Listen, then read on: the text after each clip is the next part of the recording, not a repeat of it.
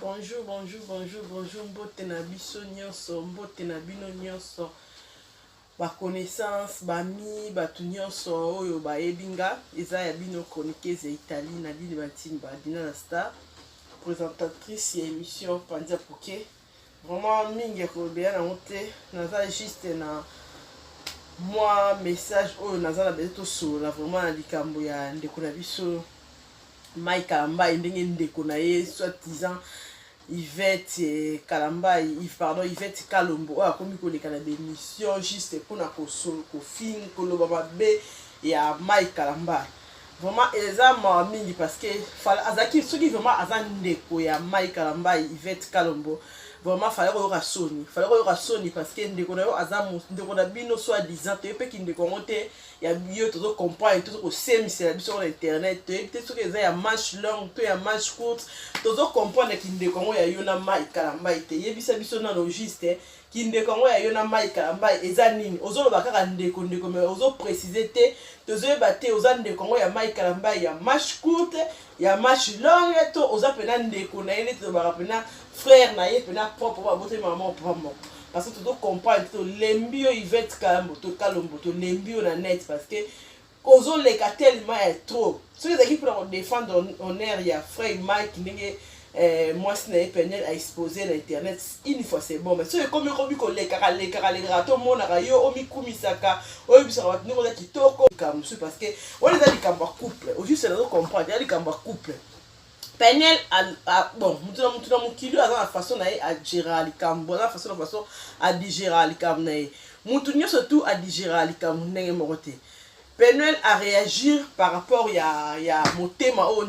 niveau ya motema au nzamba pesa Penel a réagir par rapport ya motema na ye par rapport ya niveau ya motema akoki na ye ko garder likambo te akoki ko garder te o ba tout ça basi musu ba question problème akanga motema supporter ce qui na niveau ni mais comme Yvette Kalombo muke oleki olobi comme ko mabe ya Penel comme ko ba n'importe quoi pour la Penel non eza likambo mwasi na mobali ya likambo etali ote donc stopper na mo muke bima na mo muke na makamba Mike Kalamba bima na mo muke na makiki couple ba toi comme net qui soni on est comme au Kana penza au Kana no ma Penel na mandaka lo na ko Kana zo zeleka occasion mo wepo obima o sanza o no so bomba na motema on est comme net moi qui jaloux mo pe boy moi qui jalousie mo pe comme ça comme jalouse donc c'est peut-être moi na mukezo ki libala ya balaki libala so ba mezara libala so matata ezara libala so ba mezara ka mikakata ezara ka libala so na ba problème ne so que otira ko bala na vie na obi obala te tout no bato ba vana mabala ba yebisa ko comment libala eza passe libala leki même musala bilanga na passe Penel azanga qui peut être ba conseiller Penel azanga qui peut être muto azala maturité ko conseiller pour na aye baninga ko gérer likambo couple na mais yo Yvette Kalombo sombi yango e komi nango ya yo et comme il a envoyé yo likambo Mike Kalombo ya Mike et comme tout le monde n'a même pas frère Mike qui muka le Kalomba donc yo bande frère Mike azana bande comme souté frère Mike azana bande comme souté ba ko lobe appel likambo ngazaka na yo tant souté ko na pe bon bande ko pe ozana pe ndeko direct ozana ndeko moka ya match long mais niveau koti likambo niveau sombi likambo ya Penel ezo lekela batinu surtout en tout cas arrêtez non to lembio vraiment na vidéo to lembio na internet to lembio na émission aujourd'hui ngolu ka des succès la sima Mike Kalamba aujourd'hui ngolu ka succès la sima Penel o ka Penel ki bien ngende madame Kalamba aujourd'hui ngolu ka succès la sima na vraiment et ça qui te roté donc aujourd'hui sopisa donc la question vraiment bizarre ni quoi donc Penel on peut ça perdre après donc ce vraiment c'est déjà c'est mec qui n'a pas bandé ko linga ta ki ko la sanga je tiambe ba bi kufela ko ba bi kosela ko kufa au mona bato ba linga yo donc Penel pas ça maman que non c'est mec qui c'est mec qui ya qui te ko c'est mec qui malam te parce que comment c'est fait-il même si ça dans ma bé yo ko le carnet internet te le bara ma bé na ye o le bara non et ça m'a mo les deux tant vous savez qu'il y a les deux familles sangana et pourquoi pas ne ba mbonge ye les deux familles pe les sous sangana pourquoi ko résoudre des problèmes oyo et comme il y a net famille Penel ba leka bino leka non surtout yo Yvette Kalamba ide ozo Yvette Kalombo ozo semisa ya trop ozo semisa ya trop vraiment ozo semisa ya trop parce que et comme il likambo community yo lo na aussi la raté eza likambo salamaki c'est pas que pende na ngazo poster ba makambo ya Mike Kalamba yango tous les jours na Instagram tout na Facebook asalaka mbala moko zaki erreur peut-être kanda ndi ba discuter na mobile jour wana a perdre contrôle a perdre qui contrôle vraiment agissaki ndé wana c'est pas que ça osala yango tous les jours asala onka une fois pour toutes les cas dans mais siko o ayi comme mission ko leka koloba pour la peine moi bata muke ndé wana ezo sala bien ezo sunga te vraiment eza ma mingi vraiment il fait comme Blonga la dinda la star de Milan moi na Italie vraiment mingi na babolunga ba pesa conseil ke boyo tika no na soni pas parce que ne bazara na Mike Kalamba yo yebite ba parole Mike Kalamba ya amour ale bisaka yo kakate bakambas baloba na babolingo na bango yo yebite bakomi na bala mibale siko yo pour la ninte ko conseiller babongisa ba réparer au lieu ya rasuko tira ba pilipili na ba mungu wana ozola sama ke non ozaki content na bolingo wana te et là sama ke non il veut que le boza qui ne sengo ya libala ya peno la tamu kete donc ozaki ko sepela te parce que to moni yango na ba réaction to moni yango na ba émission eza mami mramba ya libala ya mutu comme on a yo lokola problème comme on lokola problème vidéo qui pour la oza na sengo moi na divorcer avant de boko la ba ni bale e bifi ya poto ninga za passe ah on a poto sozo la ndekota otika lo na ba eza facilité siko a divorcer na a jouer na ba la mi bale au lieu que o prier bo sambela nzambe a soutenir pe frère Mike azo sa monter masima ba se réconcilier bazonga bomoko na bolingo na wande bazaki to mona ba toujours na Instagram na Facebook bazo poster ba photo bazo zongsa mais c'est comme si ils sont d'accord que ba kabwana frère Mike a aussi aimé censé être moins de likambo a publier sur internet mais ils a sujet na yote siko Yvette Kalombo comme maneti libala ngo donc sombi na ba libala ngo donc si yo zalo sune lo msu yo sa te na vie na yo o comme no ka kolandela makambo frère Mike Kalamba comme no ka kolandela makambo ya pene donc o ya ko tira pipi na mungo fallait que yo za suki vraiment za famille solo fallait que oboma moto donc elo on a dit dans la star la senyo Yvette Kalombo boma moto oyo pelisa na makambo ya frère Mike Kalamba parce que frère Mike Kalamba aza kofi olomidete aza fali poupote c'était serviteur de Dieu ayembela nzambe donc ayembela ka nzambe frère Mike Kalamba aza mosali ya nzambe tango osala biloko boye eza bozo salirie ayo ka bozo salier ka bo une identité na ye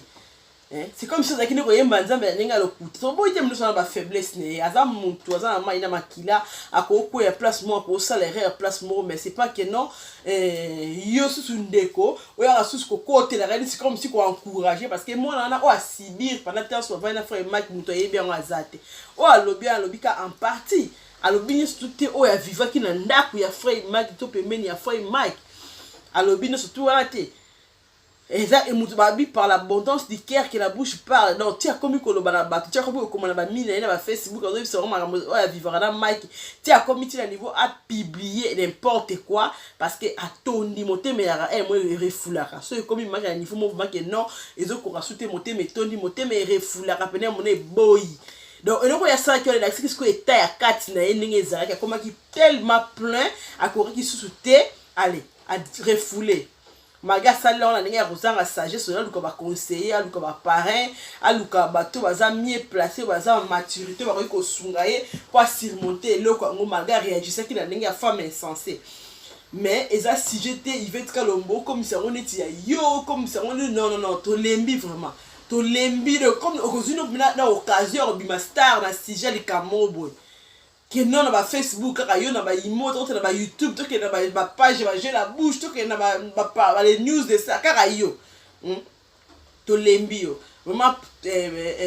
Mike Kalamba pekisa ndeko no so eza yo te mto so bazo ba bazo bi eza yo ne mto tinda ndeko no ale kaka alo ba n'importe quoi so eza yo te mto tinda Yvette Kalombo wana stopper nan asuka na wala to lembi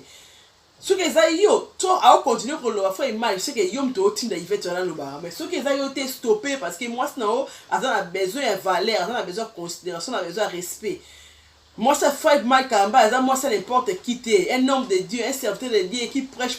par des chansons donc tu as besoin ya honneur na yo na ye parce que tu bazo singa wala na be na ye ya lo ka bazo diminuer pe yo frère Mike ma serviteur de Dieu vraiment besoin va sunga à soutenir nous attendre ba groupe moyen intercession ba prière ami pour l'amener parce que vous êtes tellement combattu vous êtes tellement